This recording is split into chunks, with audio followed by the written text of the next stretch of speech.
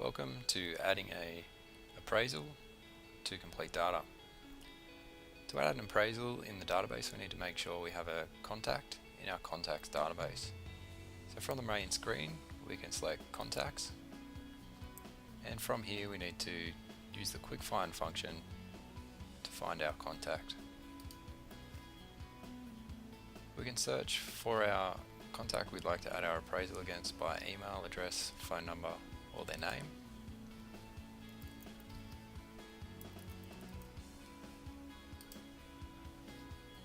Once we've found our contact, we can select the card icon to the left of their name. And from here we can select they are a potential vendor, and we can click on the vendor icon to come through to add our new appraisal. In this case it'll be a new appraisal, so we select the new appraisal red icon, and this creates our new appraisal screen. So we've got Mr. John Jones in the top left hand corner, and we've got all their customer information.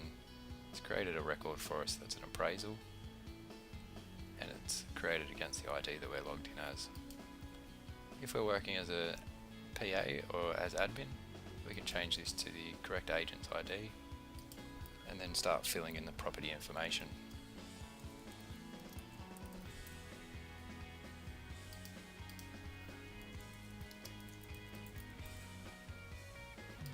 Once we've filled in the street and the suburb, we can select the icon to bring across the state and the postcode, and then we can go through the questions. Do you mind if I ask what prompted you to call our office? And this is the lead source. When are they thinking of putting the property on the market? Are they seeing any other agents? Would they like me to price the property while I'm there? Has the property been on the market before? And then I can enter in the appointment date and the appointment time. I can select the create appointment in the Outlook calendar, send this straight through to my Outlook, and I can also select a pre-listing delivery kit date and time.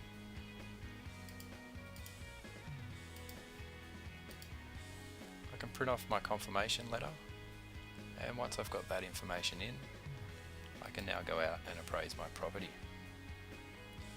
Once I come back from my appraisal, I can then fill in the rest of the information on this screen. So is it an auction or a private treaty? The owner's price expectation,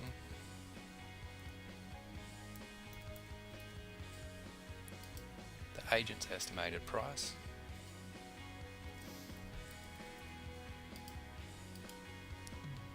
the anticipated listing date, I can fill in a price range as well, and then I can fill in my comparison properties.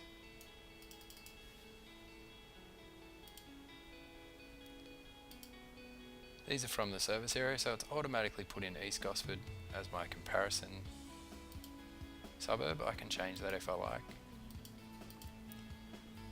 and then it'll give me all the properties within that suburb.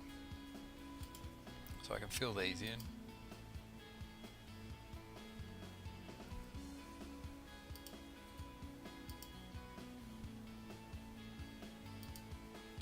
If the properties aren't in my service area, I can just manually type that information in. Last thing that I do here is I click into property details and make sure that I come into this screen and I just fill in any of the property detail information that I've gathered from that appraisal. This way, once I list the property, I'm going to have all this information already in my database. Now I've got this information filled in, I'd make sure I come back up to the top of the screen, and I'll make sure I set them on an action plan. So I select trails, I find my trail, and I've got my follow-up appraisal trail. I select set trail, this is for the vendor, and I select my start date. And now I'll be prompted in my scheduled tasks that I make sure that I follow up with my phone call on the 6th of the 7th, the 10th of the 7th and the 12th of the 7th. Thank you for watching, entering an appraisal.